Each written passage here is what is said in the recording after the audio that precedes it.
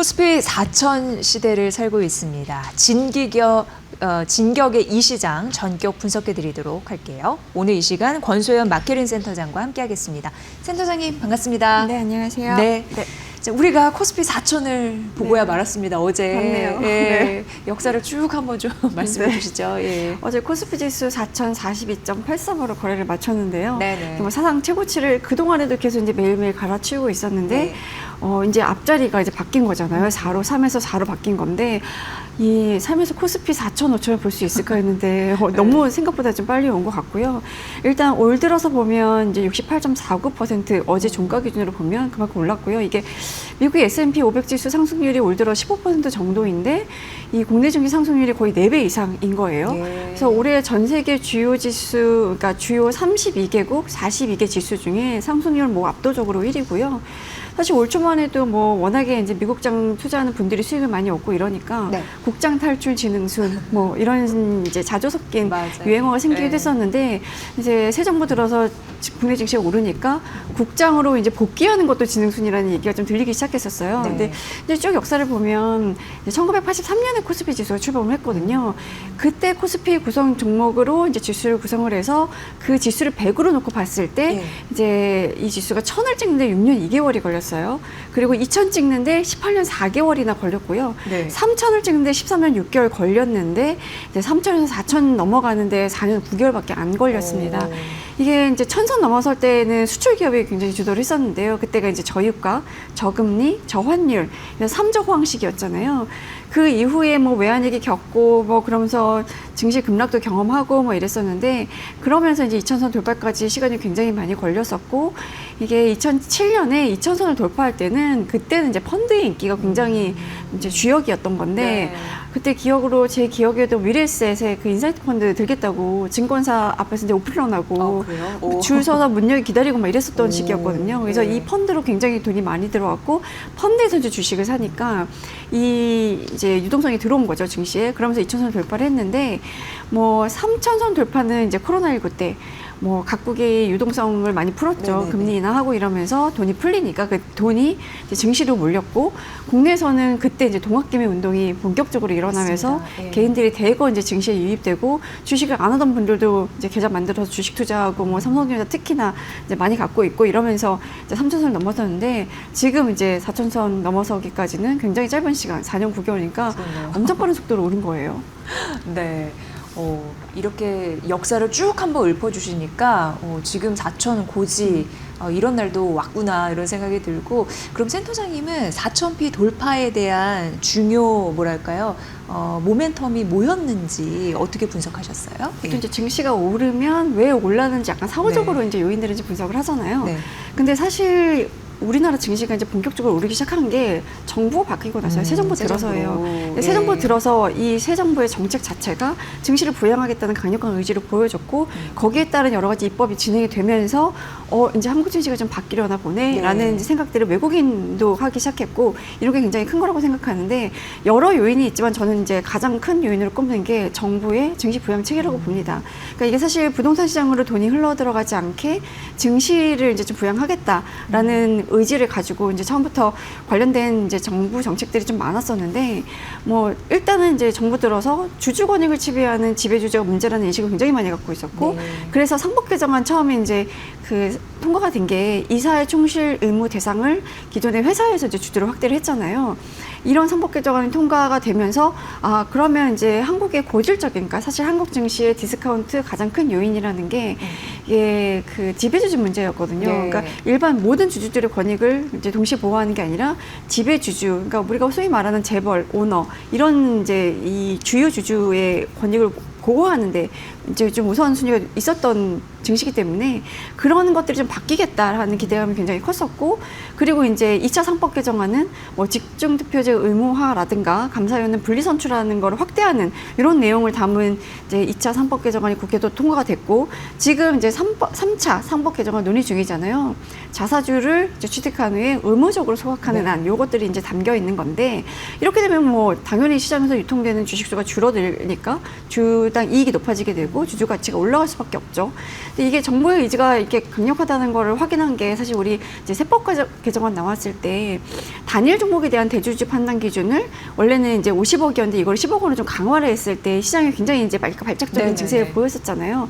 그런데 이 시장의 반응을 보고 뭐 바로는 아니지만 그래도 어쨌든 이제 50억 원을 다시 완화를 하면서 아, 정부가 정말 의지를 갖고 있네라는 게 좀 다시 한번 확인이 됐고 지금 배당세 분리과세율도 사실 시장의 예상치보다는 조금 낮게 이제 그 책정이 됐었는데, 그러니까 세법 개정안을 당겼었는데 이 논의도 좀 이제 시장의 기대치에 좀 맞추는 논의가 좀 진행이 되고 있잖아요. 이런 것도 아마 증시에 굉장히 유리하게 진행이 되지 않을까라는 기대감이 좀 있는 거고, 이렇게 주주 권리가 강화되고 지배 구조가 투명하게 될 것 같으니까 이제 외국인들이 먼저 국내 주식을 사들이기 시작했고. 네. 하반기 들어서 보면 이제 외국인이 코스피 시장에서 한 17조 원 가량 순매수를 했거든요. 그리고 기관이 5조 원어치 정도 순매수를 했는데, 물론 오늘 기관 뭐 외국인 열심히 차익 실현하고 있긴 한데, 뭐 대신 이제 개미 투자자들이 다시 이제 사기 시작했고, 네. 일단 이제 정부의 정책 한 가지가 있었다면 지금 또 한 가지는 이제 미국의 금리 인하기죠. 아, 예. 그러니까 연방준비은행이 그 9월에 금리를 인하를 했었잖아요, 한 차례. 그리고 10월에도 아마 기준금리를 낮출 거라는 전망들이 좀 높아요. 그러니까 이게 결정적이었던 게 최근에 발표된 미국의 물가지수 상승률이 시장의 예상치보다 좀 낮았었으니까 그러면 금리를 또 낮춰도 되겠네. 네. 미국 경제도 그렇게 뭐 좋은 편은 아니니까. 이러면서 지금 패드워치 기준으로 보면 10월 금리 인하 확률이 한 97% 정도로 이제 시장을 보고 있거든요. 그렇게 되면 이제 유동성 기대 그렇죠. 뭐 이런 네. 것들을 좀 할만하고, 이제 또 한 가지가 이제 반도체 슈퍼사이클 기대감이죠. 사실 AI가 이렇게 빠른 속도로 확산할 거라고 생각은 못 했었는데 네. 지금 굉장한 그 AI 산업에 이제 몰리는 자금, 투자 이런 것들이 굉장히 빠른 속도로 진행이 되고 있잖아요. 그런 와중에 네. 이제 그 반도체, 특히나 우리나라의 이제 삼성전자라든가 SK 하이닉스의 이 반도체 슈퍼사이클을 탄 이제 기업 이익 증가 이런 데에 대한 기대감이 좀 높아지면서 사실 4천선 돌파를 주도한 거는 이 두 큰 종목, 삼전하고 SK 하이닉스였죠. 그러니까 일단 전반적으로 디램 가격이 오르면서 이제 반도체 업황이 호황기로 접어들고 있다는 분석도 좀 나오고 있는데, 트랜스포스가 이제 전망을 보니까 4분기에 디램 가격이 3분기 대비 한 13에서 18% 정도 오를 거라고 이제 전망을 하고 있고요. 네. 여기에 지금 이제 AI 시대를 맞아서 HBM 수요가 늘고 있는데, 특히 뭐 오픈 AI가 뭐 엔비디아뿐만 아니라 뭐 AMD, 뭐 브로드컴 뭐 이런 애랑 잇따라 이제 대규모 칩 구매 계약을 맺고 있잖아요. 그러면서 이제 AI 관련된 반도체 시장이 아주 빠른 속도로 성장할 거다라는 기대감이 좀 늘고 있고, 뭐 데이터 센터 투자도 늘어나고 이러고 있으니까 반도체는 한동안 이 슈퍼 사이클이 이제 이어지지 않겠냐라는 기대감이 좀 있는 거죠. 여기에 뭐 이제 방산, 조선, 원전, 우리가 이제 조합원이라고 부르는 이런 종목들도 이제 일자리 강세를 보였고, 이게 미국 마스카 프로젝트에서 수혜를 입을 것이라는 기대감 이런 것들이 좀 반영이 되면서 이게 한 3박자 정도가 굉장히 잘 맞아떨어진 결과물이 이제 4천선인 것 같아요. 네, 이렇게 쭉 분석해 주셨는데 지금 에이펙 정상회담 이 이슈 이번에 슈퍼 위크잖아요. 네, 그렇죠. 이게 좀 도움이 될까요? 그렇죠. 어떻게 오늘은 보셨어요? 약간 이제 네. 차익 실현 형태로 좀 네. 나타나고 있는데, 기대감이 반영이 되면 이게 어쨌든 이제 좀 조정을 거치고 뭐 차익 실현하는 이제 그 타이밍이 네, 되기도 네, 하는데, 네. 그 사실 뭐 지금 여기서 줄줄이 이제 정상회담들이 예정되어 있는데, 그 정상회담 앞두고 뭐 예를 들어 이제 말레이시아에서 미국과 중국은 5차 무역 협상을 했잖아요. 거기서 협상 끝나고 나서 이제 굉장히 긍정적인 발언들을 좀 하고 있더라고요. 뭐 트럼프 대통령 같은 경우도 이제 아시아 순방길에 기자들한테 뭐 여러 가지 뭐 중국 포함해서 한국에 대해서도 한국과 무역 협상도 이제 마무리 국면이다라고 이제 언급을 했고, 미중 그 고위급 무역 협상에서도 지금 중국이 히토리 수출 강화하겠다고 하니까 트럼프 대통령이 그러면 중국산 제품에 100% 추가세 부과할 거다. 네. 그러면서 약간 이제 부딪히는 양상이었는데, 뭐 이 무역 협상 이후에 이제 미국 재무장관 이제 멘트를 보면 뭐 중국의 히토류 수출 통제 조치가 어느 정도 유예가 될 것 같다. 그러면 중국도 추가 관세 부과를 좀 피할 수 있게 됐다. 뭐 이런 발언도 했고요. 그래서 이런 마무리, 그러니까 결정적으로 이렇게 마무리하는 그런 협상들을 에이펙 정상회담에서 하지 않을까라는 이제 기대감이 있는 건데, 예. 이번 주 보니까 29일 당장 이제 한미 정상회담이 있고요. 31일 미중 정상회담이 있고 11월 1일에 한중 정상회담이 있거든요. 네. 그러니까 경주에서 뭔가 최근에 관세 전쟁을 봉합할 만한 여러 가지 이제 합의의 결과물이 나오지 않을까 하는 기대감이 좀 있는 거고, 또 이제 한국에 오는 트럼프 대통령이 국내 조선소 방문 가능성이 좀 이렇게 불거지면서 뭐 어제 조선원자력 이런 이제 관련주들이 많이 올랐는데, 오늘은 물론 이제 좀 차익 실현 중이긴 한 것 같긴 네네네. 하지만 어쨌든 이게 이제 장기적으로 보면 이 마스카 프로젝트로 인한 이 수혜들이 꾸준히 이어질 거라는 이제 기대감이 있고, 기본적으로 한 2, 3년째 일감은 확고한 상태잖아요. 그러니까 조선, 방산 이런 데들이 조금 이제 주축이 돼서 계속 당분간은 증시를 끌고 가지 않겠냐라는 기대감이 좀 듭니다. 네. 오늘 시장에서 개인들이 양시장에서 2조 가까이 네. 정말 꽉꽉 눌러서 담고 있거든요. 제2의 동학 개미 운동 일어날까요? 네, 그런 느낌이 좀 들어요. 왜냐면 네. 요새 이제 누구를 만나도 다들 이제 주식 얘기를 하고, 지금 뭐 이제 기존에 코로나19 때 주식 투자를 했던 분들이 잠시 네네. 쉬었다가 지금 다시 들어가 다시 볼까? 네. 이런 이제 얘기를 하시는 분도 많고, 그래서 무슨 종목 사야 돼? 약간 이런 질문도 있죠. 지금 삼성전자 사도 될까? 이런 네. 얘기들을 좀 많이 하거든요. 그러니까 이게 조금 더 가면 이제 포모 현상이라고 하죠. 우리가 나만 소외됐다라는 공포 때문에 이제 사게 되는 포모 현상으로 좀 확산될 것 같기도 하고, 지금 이제 지표로 보면 증시 대기 자금이라고 보는 지표 중에 하나가 우리가 투자자 예탁금이 있는데 네. 80조 1,600원 정도예요. 이게 작년 같은 기간보다 한 26조 원 정도 늘어난 수치인 거고, 지난달과 비교해도 한 3조 7천억 원 정도 이제 증가한 거거든요. 그만큼 이제 나 주식 좀 사야겠어라고 증권사에 이제 이체해 놓는 수요들이 좀 많아졌다는 거니까, 실제로 이제 조정을 좀, 즉 오늘 같은 이제 조정 국면이 오거나 이러면 좀 담는 개미들이 좀 네. 있을 것 같은데, 지금 딱 숫자로 오늘 개미 투자자들의 활약이 좀 대단합니다. 예.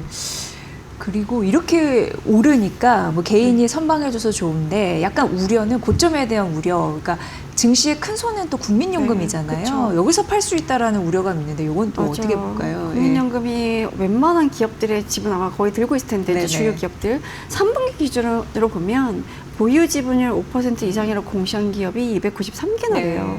그러니까 증시가 올라서 국민연금의 국내 주식 투자 수익률도 굉장히 좋아졌을 것으로 기대를 하고 있는데, 그러니까 내가 주식을 갖고 있지 않아도 나의 노후 자금은 이만큼 불려졌다라는 의미인 거니까 이제 그 수익률이 높아진 거는 국민연금 고갈 시점을 늦출 수도 있고, 굉장히 이제 좋은 소식이긴 한데, 네. 7월 말 기준 국내 주식 수익률이 올 들어서 보면 38.61% 정도 되거든요. 이게 지금 이제 10월 최근 기준으로 아마 확실히 50%는 넘었을 것 같아요. 단순 계산을 해봐도. 근데 이제 보면 기금운용위원회가 국민은행, 그러니까 국민연금의 뭐 예를 들어 국내 주식, 국내 채권, 해외 주식, 해외 채권, 대체 투자 이렇게 5개의 자산권으로 나누고 중기적으로 어떤 자산을 몇 % 가져갈 것인지를 이제 배분을 하거든요. 이걸 이제 연간 단위로 나눠서 목표 비중을 정하게 되어 있는데, 여기 이제 시장 변동에 따라서 딱 몇 %로 정해져 있어도 그 정해진 퍼센트의 위아래 플러스 마이너스 3%포인트 정도는 이제 좀 여유 있게 가져갈 수가 있어요. 그래서 올해 기금 운용 계획상 국내 주식 목표 비중이 14.9%인데, 이게 이미 지난 7월 말 15.3%를 차지해서 네, 네. 이미 목표치는 넘어섰어요. 그러니까 아무것도 사지 않아도 이제 국내 주식이 오르니까 이 가치가 올라가게 되고, 그럼 비중이 이제 자연스럽게 늘어나는 현상이 나타나잖아요. 그게 7월 말 기준으로는 이미 넘어섰고, 그래도 이제 14.9%에서 3%포인트 정도는 더 살 수 있으니까 17.9%까지는 보유가 가능한데, 이 이제 계산을 해보면 코스피가 대략 한 4,300에서 4,500% 정도일 때 국내 주식 비중이 아마 허용 한도를 좀 넘어설 거다라는 이제 예상들이 좀 나오고 있습니다. 그렇게 되면 국민연금도 이 비중을 맞추기 위해서 갖고 있는 주식을 좀 팔아야 되는 거 아니냐. 이미 올랐으니까 차익 실현에 네. 대한 니즈도 좀 있을 거고, 그래서 국민연금 말 매도 물량이 나오지 않겠냐라는 좀 우려가 좀 나오고 있긴 하거든요. 근데 뭐 국민연금 입장에서는 일단 이 비중 조정 자체를 뭐 언급하기는 좀 이르다라고 이제 선을 긋는 상황인 거고, 기본적으로 이제 국민연금이 그동안에는 국내 주식, 국내 채권 비중을 좀 줄이고 해외 주식, 해외 채권, 그리고 대체 투자 비중을 되게 늘려가는 추세였거든요. 그러니까 그게 사실 우리나라가 국민연금 이제 고갈 시점이라기보다 이제 들어오는 돈보다 내주는 돈이 더 많아지는 시점이 오면 갖고 있는 자산을 팔아도 내줘야 될 텐데 그때 국내 주식이라는 채권 비중을 너무 많이 갖고 있으면 예.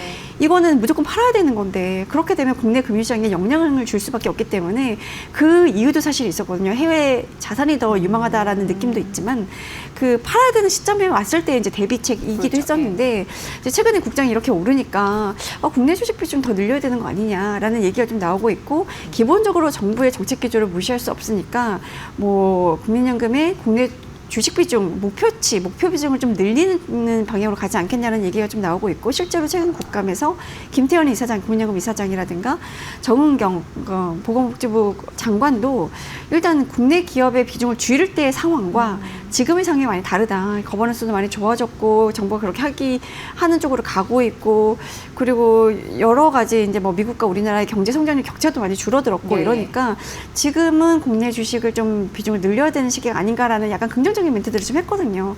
그러니까 이런 목표 비중은 좀 늘어날 수 있다라는 가능성에 저는 이제 한 표를 던집니다. 네. 지금 11시 한 38분 정도 지나고 있는데 이 시각 개인들이 코스피 코스타 양시장에서 2조 넘게 순매수 네. 넘었습니다. 이거 오늘 굉장히 중요한 타이틀이고요. 앞으로 더 오를까요? 이제 올라서 무섭다라는 사람도 슬슬 이제 생기는데 이렇게 또 그렇죠. 베팅을 하니까. 그렇죠. 예. 일단 단기간 급등했으니까 사실 변동성은 커질 수밖에 네네네. 없는 거고요. 4천까지 갔으니까 좀 쉬어가자. 혹은 이제 조정 국면을 좀 거칠 가능성도 좀 높은데 오늘이 딱 이제 그런 네. 형국인 거잖아요. 10월 들어서 사실 코스피의 하루 동안 변동률 보면 평균 1.85% 정도였거든요. 그러니까 이게 하루의 지수가 얼마나 널뛰었는지를 말해주는 값인 건데 월별 기준으로 보면 2021년 2월 이후 가장 높은 수준인 겁니다. 그리고 또 우리가 이제 변동성을 나타내주는 지수가 있잖아요. 공포지수라고 불리기도 하는데 코스피 200 변동성 지수가 어제 종가 기준으로 32.94였는데 이게 지난달 말에 20선대였었어요. 이게 이제 굉장히 이제 오른 거죠. 이게 그 도널드 트럼프 미국 대통령이 취임한 이후에 관세 전쟁, 이제 상호 관세 발표하면서 출렁였었을 때가 지난 4월 8일이었는데 네. 그때 이후로 이제 최고치입니다. 그러니까 이렇게 변동성이 높아졌으니까 뭐 어쨌든 간에 이제 뭐 기술적인 조정이 나올 수도 있고 뭐 이제 여기서 차익 실현하는 니즈들도 좀 많이 이제 생겼을 것 같아요. 오랫동안 뭐 예를 들어 삼성전자를 뭐 9만 원대 샀는데 뭐 6만 원까지 떨어지고 그러면서 마음고생했던 분들은 근데 일단 팔고 가자 이런 분들도 생길 거거든요. 네. 근데 내년 상반기까지는 그래도 계속 우상향하는 흐름일 것이라는 전망은 많아요. 그러니까 어차피 증시가 이렇게 오를 때 바로 이렇게 쭉 스트레이트로 오르진 않거든요. 예. 내려갔다가 올라갔다가 뭐 이렇게 조정을 좀 겪으면서 차근차근 이제 단계를 높이는 이제 그런 양상을 보이는데 뭐 많이 오르긴 했지만 그래도 코스피가 다른 주요국 증시랑 비교해 보면 여전히 비싸지 않다라는 분석이 나오고 있는 게 우리가 이제 주가 순자산 비율을 많이 보잖아요. PBR이라고 하는데 이 순자산 대비 주가가 어느 정도냐 그게 1이면 자산이랑 이제 똑같은 수준인 거고 1을 넘어가면 자산보다 주가가 높다는 건데 사실 지금 이제 오늘 아침에 제가 27일 기준으로 봤어요. 24일 기준으로는 1.32 배웠는데 어제 네. 또 올랐잖아요. 네. 1.35배까지 올랐더라고요. 오. 그래도 이게 다른 나라에 비해서 이제 낮다고 볼 수 있는 게 미국 S&P 500개 그 PBR 보면 5배가 넘어요. 5배가 넘어요. 그리고 대만이나 인도 증시가 3배가 넘고 일본도 그렇게 이제 안 오르다가 최근에 오른 일본도 1.6배 정도거든요. 거기보다 이제 우리나라가 낮은 수준이니까 뭐 그래도 더 오를 여지가 있지 않겠냐라는 이제 분석도 나오고 있고 그래서 내년 상반기에 그래도 한 4,200에서 4,400선까지는 올라서지 않겠냐라는 전망들이 있는데 예. 그래도 이제 더 오르려면 이제 시장의 에너지가 굉장히 이제 강하긴 한데 여기서 그래도 4,400, 4,500까지 오르려면 그동안 소외됐던 업종까지 좀 올라야 되고 그렇죠. 기업의 실적이 뒷받침돼야 된다는 얘기가 좀 있는데 지금 보면 사실 오르는 주요 종목들이 쭉 끌고 가는 양상이었거든요. 근데 뭐 예를 들어 이제 이렇게 증시가 좋은데도 건설주 같은 경우 뭐 정부의 부동산 규제라든가 뭐 건설 업황도 되게 부진하고 최근에 이제 산재 사고들이 많이 발생하고 이랬잖아요. 이런 악재들이 겹치면서 건설주 주가가 굉장히 안 좋았고 뭐 인터넷이라든가 뭐 엔터테인먼트 업종 이런 데들도 이게 코스피 4천은 약간 남의 얘기 이런 분위기라서 또 통신주도 마찬가지고요. 근데 이런 종목들까지 다 같이 올라줘야 예. 이제 4,400까지는 갈 수 있는 거고 그리고 또 한 가지 저는 정책의 일관성이라는 게 굉장히 중요한 것 같은데 어제 이제 코스피 4,000선 돌파하면서 거래소에서 기념행사를 했었잖아요. 장마감 후에 그 자리에 더불어민주당이 만든 코스피 5,000 특위위원회 네, 네, 위원장을 네. 맡고 있는 오기영 위원이 왔는데 그 이제 이런 멘트를 했어요. 이제 필요한 것은 빠른 속도가 아니라 일관성과 꾸준함이다. 그래서 정책 기조를 일관되게 유지해서 이제 올해 이제 3차 상법 개정을 마무리하고 내년에는 이제 공시대 제도 개혁이라든가 뭐 스튜어드십 코드의 구체적인 실천 이런 것들을 이제 쭉 추진하겠다고 얘기를 했는데 저기서 저는 이제 정책의 일관성, 꾸준함 이게 굉장히 중요하다고 생각하거든요. 예, 예, 이게 예. 뭔가 삐끗하는 순간 외국인들이 역시 한국은 디스카운트 될 만해 약간 이런 생각을 다시 할 수도 있고 이런데 이게 약간 정치권에서 이런 기조를 꾸준히 가져가고 이런 의지를 계속 보여주는 게 저는 굉장히 중요하다고 생각합니다. 네, 지속적으로 노력을 해야지 가능한 일 같다라는 생각이 또 듭니다. 말씀 들어보니까. 자, 증권사들 코스피 전망 어떻게 하고 있는지 그 밴드 궁금하거든요. 사실 기존에 증권사들이 내놨던 코스피 전망치의 상단이 4,000선 미친 경우가 많았었어요. 네, 네. 근데 지금 4,000선 넘어섰잖아요. 너무 빨리 올랐죠. 그러면 이제 줄줄이 상향 조정하는 모습이 나타날 것 같은데 뭐 FN 가이드에 따르면 지난달 말 기준으로 보면 증권사들이 제시한 코스피 밴드의 평균이 뭐 3,115에서 3,725선 요 사이에서 형성이 됐었거든요. 네, 어제 이제 대신증권이 연말 코스피 밴드의 상단을 기존에 3,850이었는데 4,100을 상향 조정했고요. LS증권도 3,300에서 4,100 정도를 예상을 예, 했었는데 예. 이번 주에 이제 범위를 새로 제시하겠다라고 밝혔고 키움증권이 또 어제는 리포트를 보니까 내년 코스피 레인지를 3,500에서 4,500선으로 제시를 했더라고요. 예. 근데 또 반면에 조정을 좀 전망한 것도 있는데 교보증권 같은 경우가 대형주가 독주하는 장세다. 그래서 이제 코로나19 때 올랐던 그 장세랑 비교를 해보면 금리 인하 폭이라든가 뭐 유동성 강세, 그 유동성의 이제 강도 차이가 좀 있기 때문에 4,150선 돌파하기는 어렵다라는 전망치를 내놓고 있는데 여기에서 이제 아까 제가 말씀드렸던 것처럼 대형주 이외에 중소형주 그리고 이제 좀 떨어졌던 업종도 같이 가고 기업 실적이 뒷받침되고 정책의 일관성이 뒷받침되고 이러면 뭐 4,500선까지도 가능하지 않을까 저는 개인적으로 그러게 기대해 봅니다. 네. 증권사들 전망치는 엇갈리는데 어쨌든 권소영 센터장님께서는 오랫동안 이 경제 증권 업무를 또 해오시고 기사도 써오시고 그랬는데 또 긍정적으로 바라보신다라고 하니까 좀 그런 부분에서 좀 믿음이 갑니다. 어쨌든 지금의 조정이 좀 아름다운 조정이길 바라면서 코스피 5천 좀 화이팅입니다. 권소연 마케팅 센터장의 분석으로 들으셨습니다. 고맙습니다. 네, 감사합니다.